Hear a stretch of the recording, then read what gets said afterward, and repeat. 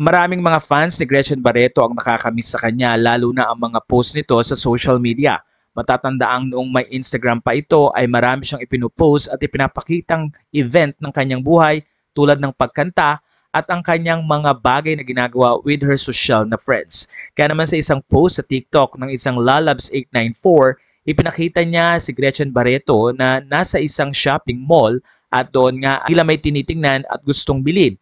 Kaya naman i-video siya ng isang netizen at tumingin pa si Gretchen Barreto. Habang i-video ay kumakaway naman si Gretchen sa netizen na nasabing fan at talaga namang tuloy ang kanyang pagngiti. Ayon sa mga fans, napakaganda pa rin ni Gretchen Barreto at tila hindi daw ito tumatanda. Sa nasabing video ay kasama ni Gretchen si Atong Ang at alam naman ng lahat na kasama niya ito sa kanilang negosyo. Matatanda ang nagkaroon ng kontrobersya noon si Gretchen Barreto kaya umiwas na rin sa social media. Pero sa puntong ito ay tila hindi may iwasan ni Gretchen na hindi makita dahil maraming mga fans nga ang nakakamiss sa kanya. Matatanda ang maraming mga netizen ang naghihintay sa pagbabalik ni Gretchen Barreto sa show business pero mukhang sa pagkakataong ito ay hindi na ito alintana ng nasasabing aktres.